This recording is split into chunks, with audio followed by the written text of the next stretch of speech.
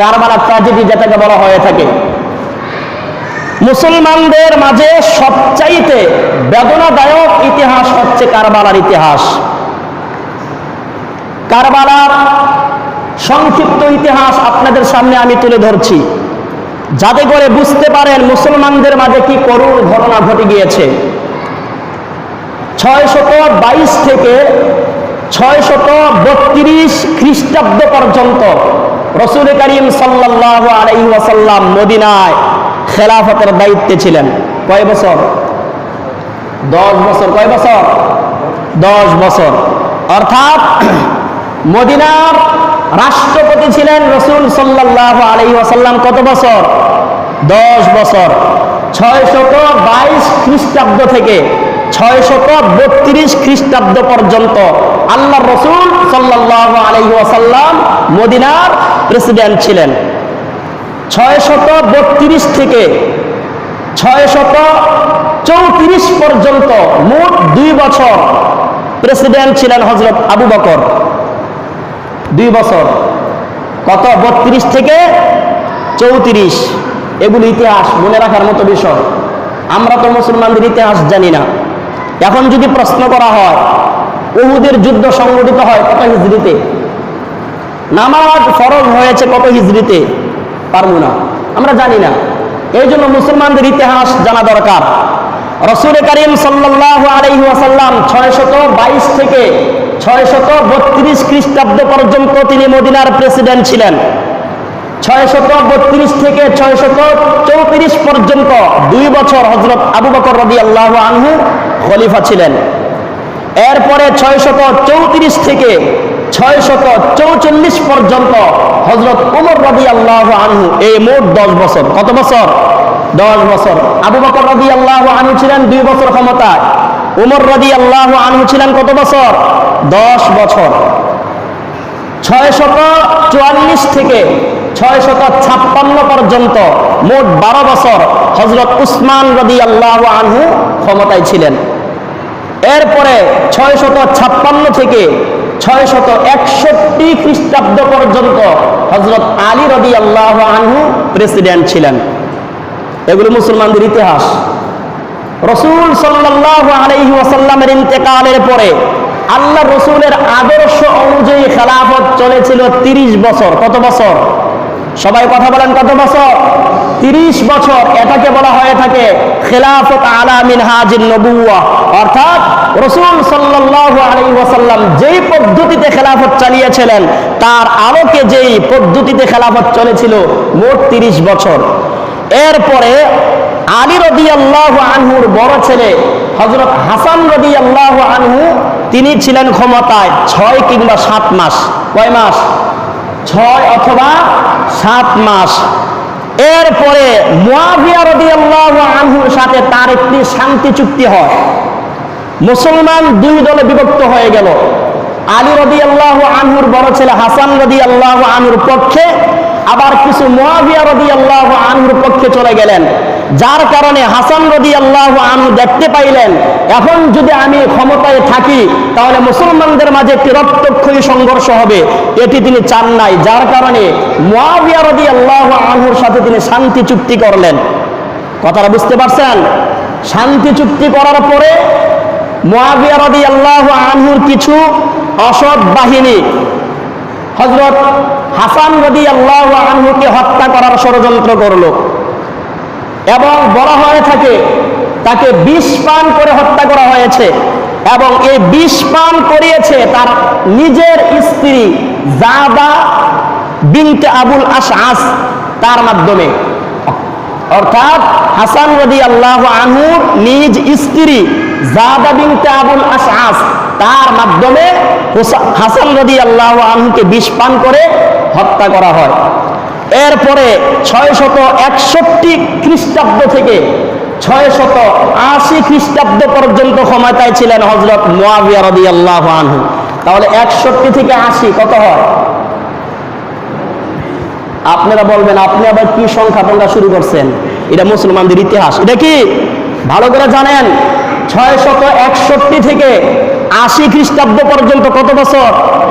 19 বছর পর্যন্ত ক্ষমতায় ছিলেন হযরত মুআবিয়া রাদিয়াল্লাহু তাআলা আনহু, এবং মুআবিয়া রাদিয়াল্লাহু আনহুর কিছু বাহিনী তার ছেলে ইয়াজিদকে অগণতান্ত্রিকভাবে ইয়াজিদ ক্ষমতা বলে 680 খ্রিস্টাব্দে ক্ষমতার মসনদ দখল করে। এরপরে ইয়াজিদ মদিনার সকল নেতৃবৃন্দকে, সেখানে হুসাইন রাদিয়াল্লাহু আনহু সহ সবাইকে তিনি তার বায়াত নেওয়ার জন্য বাধ্য করলেন। হুসাইন রাদিয়াল্লাহু আনহু তার বশ্যতা স্বীকার করে নাই।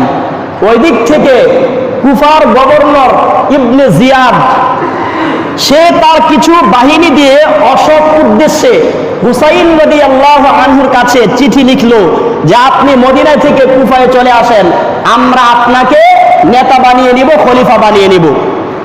হযরত হুসাইন রাদিয়াল্লাহু তাআলা আনহু চিঠি পেয়ে মদিনার মুরব্বী বড় বড় সাহাবীরা বলেছিলেন, হুসাইন তুমি কুফায় যেও না, তাদের উদ্দেশ্য ভালো না, তারা তোমার কাছে বায়াত হওয়ার জন্য চিঠি লেখে নাই, তারা অসৎ উদ্দেশ্যে তোমাকে নিতে চাচ্ছে, তুমি যাও না।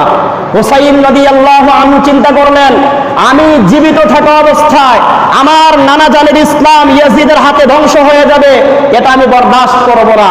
হযরত ইমাম হুসাইন রাদিয়াল্লাহু তাআলা আনহু মদিনা থেকে 72 জন লোক নিয়ে তিনি কুফার উদ্দেশ্যে রওনা দিলেন। কতজন লোক নিয়ে? সবাই কথা বলেন, কতজন লোক নিয়ে? 40 জন পুরুষ এবং 32 জন নারী, শিশু আর নারীদেরকে নিয়ে তিনি কুফার দিকে রওনা হলেন। কারবালার প্রান্তরে পৌঁছার পরে ইবনে জিয়াদ তার কাছে চিঠি লিখলো, তুমি আমার দরবারে আসো, তুমি আমার কাছে আসো। হযরত হুসাইন রাদিয়াল্লাহু আনহু বলছে, যে ব্যক্তি রাসূল সাল্লাল্লাহু আলাইহি ওয়াসাল্লামের বিরোধিতা করেছে, আল্লাহ তাআলার পরকালকে অস্বীকার করেছে, আমি ইবনে জিয়াদের কাছে যাব না। ইবনে জিয়াদ ইয়াজিদের কাছে খবর পাঠাইলো, হুসাইন দল বল নিয়ে আসছে কুফায় যুদ্ধ করার জন্য। বলেন নাউজুবিল্লাহ। ইয়াজিদ রাতারাতি 6000 সৈন্য পাঠিয়ে দিল। কয় হাজার? 6000।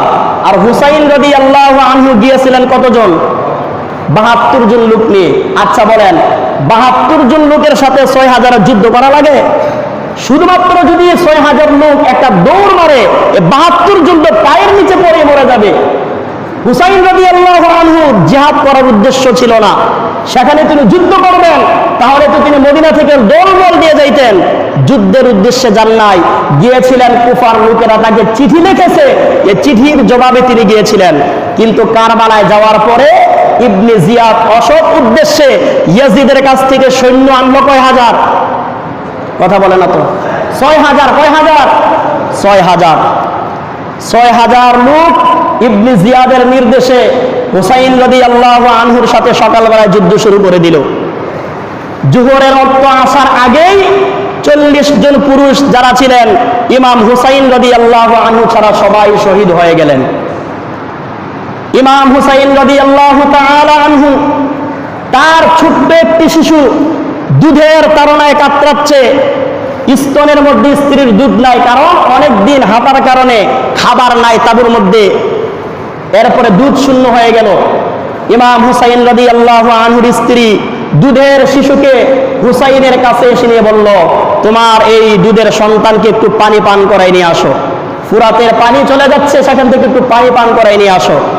হুসাইন রাদিয়াল্লাহু তাআলা আনহু এই দুধের শিশুকে কুলে ধরে ইয়াজিদের 6000 সৈন্যবাহিনীর সামনে দাঁড় করিয়ে বললেন, ও ইয়াজিদের সৈন্যবাহিনীরা, আমার সাথে তোমাদের শত্রুতা থাকতে পারে, এই যে দুধের শিশু, এটাকে একটু পানি পান করানোর জন্য একটু ফুরাতের তীরটা আমাদের জন্য ছেড়ে দাও। তিনি এইভাবে নিজের সন্তানকে উঁচু করে ধরেছেন। ইয়াজিদের সৈন্যরা পানি তো দেই নাই, বড় বিষাক্ত তীর এই ছোট্ট শিশুর গায়ে মেরে দিয়েছে, এদিক থেকে ওই দিকে তীর বের হয়ে গেছে। বলেন নাউজুবিল্লাহ। এই কলঙ্কিত ইতিহাস কারবালার ইতিহাস। হযরত হুসাইন রাদিয়াল্লাহু তাআলা আনহু নিজের রক্তগুলো, সন্তানের রক্তগুলো নিজের চেহারায় মাখলেন, আর নিজের সন্তানকে কোলে করে তাবুর মজা এনে স্ত্রীকে বললেন, তোমাকে আর এই সন্তান কোনোদিন পানি পানি বলে চিৎকার করে কান্না করে তোমাকে বিরক্ত করবে না, জীবনের মতো পানি খেয়ে ঠান্ডা হয়ে গেছে। হুসাইন রাদিয়াল্লাহু আনহু বলছেন, এখন আমি চলে যাচ্ছি, স্ত্রীরা বলল, আপনি কোথায় যাচ্ছেন? হুসাইন রাদিয়াল্লাহু আনহু বলছেন, আমাদের সাথে 40 জন পুরুষ এসেছিল, তারা যেই পথে গিয়ে শহীদ হয়েছে, আমিও আমার জীবন আর বাঁচিয়ে রাখতে চাই না, আমিও তাদের সাথে চলে যেতে চাই।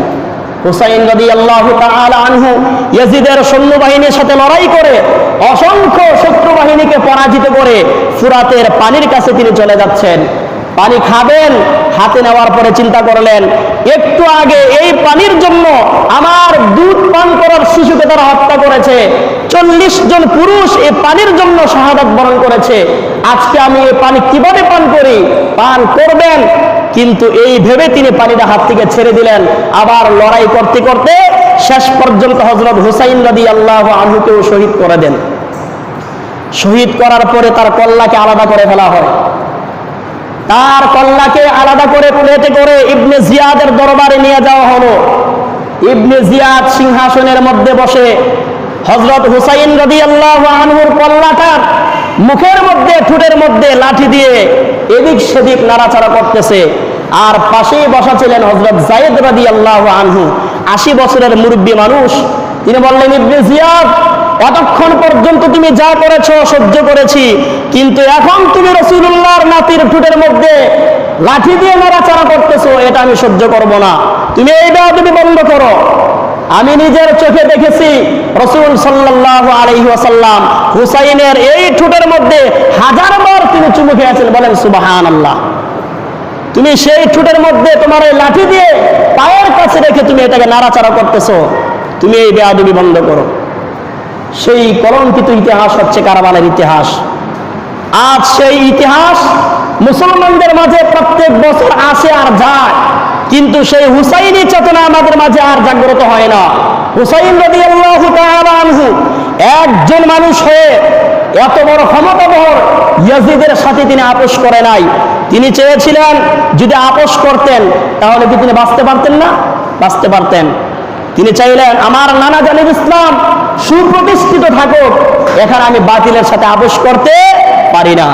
অতএব মুহররম মাস একদিকে আমাদেরকে শিক্ষা দেয়, এই মাস হচ্ছে অতি সম্মানিত মাস। এই মাসে আল্লাহ তাআলার কাছে অতি সম্মানিত একটি দিন হচ্ছে আশুরার দিন। এই দিনে যদি কেউ রোজা পালন করে আল্লাহ রাব্বুল আলামিন তার অতীতের 1 বছরের গুনাহ ক্ষমা করে দিবেন। সুবহানাল্লাহ। তবে আবার কারবালার ইতিহাস আর মুহররমের ফজিলত কিন্তু এক না।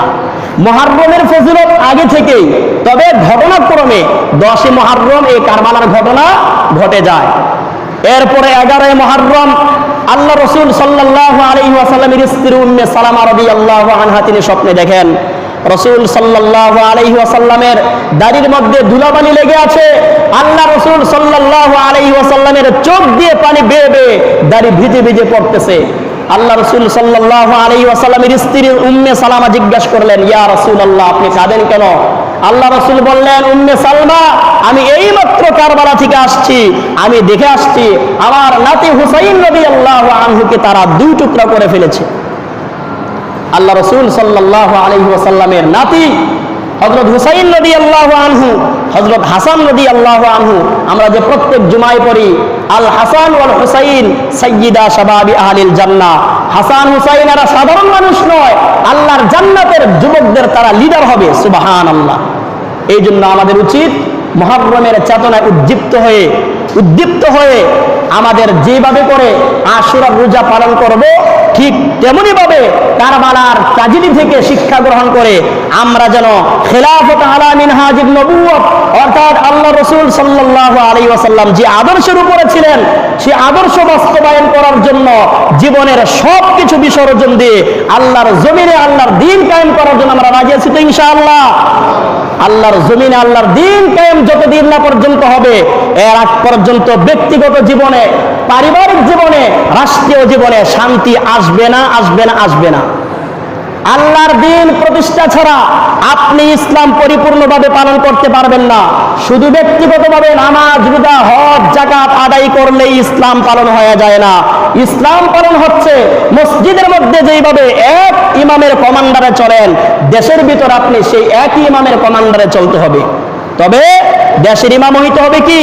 মুত্তাকি, পরহেজগার, তাকওয়াবান, যেই ইমাম মসজিদের মধ্যে সর্বপ্রথম ইমামতি করার যোগ্যতা রাখেন। সে ইমাম আছে নামগর, মহিলা মানুষ তো ইমামতি করতে পারে না। এবার চিন্তা করেন, আমরা মুসলমান, আল্লাহর নবী বলেছেন লা ইউফলিহা কওমুন ওয়াল্লাহু আমরুহুম ইমরাতান, ওই জাতি কখনো সফল হতে পারবে না যে জাতির লিডার, যে জাতির নেত্রী হবে মহিলা। সুজা হিসাব, আমরা মুসলমান, নামাজ পড়ি, কালাম করি, সবকিছু করি, আমরা সফল না। আমরা কি না? সফল না। সফল হবে সেই দিন যেদিন মুসলমানদের মসজিদে যেভাবে আল্লাহর হুকুম অনুযায়ী চলাফেরা করি, ঠিকভাবে রাষ্ট্রীয় জীবনে বঙ্গভবন থেকে শুরু করে পার্লামেন্ট পর্যন্ত যদি কোরআনের আইন দিয়ে চলে, কোরআনের শাসন যদি দেশের মধ্যে প্রতিষ্ঠিত হয়ে যায়, চুরি করলে হাত কেটে দেওয়া হবে, জিনা করলে তাকে পাথর মেরে হত্যা করে দেওয়া হবে, এই আইন যেদিন প্রতিষ্ঠিত হবে সেদিন হবে মুসলমানদের সফলতা। বলেন ইনশাআল্লাহ। আল্লাহ পাক রব্বুল আলামিন আমাদের সবাইকে সেই ইতিহাস থেকে শিক্ষা গ্রহণ করে বাকি জীবনে আমরা যেন অমুসলিমদের সাথে, বাতিলের সাথে কোনোভাবেই আপোষ না করে চলতে পারি, সেই তৌফিক আল্লাহ আমাদেরকে দান করুন, বলি আমিন। সবাই বলে আমিন। ওয়া আখিরু দাওয়ানা আলহামদুলিল্লাহি রাব্বিল আলামিন। ওয়াসসালামু আলাইকুম ওয়া রাহমাতুল্লাহি ওয়া বারাকাতুহু।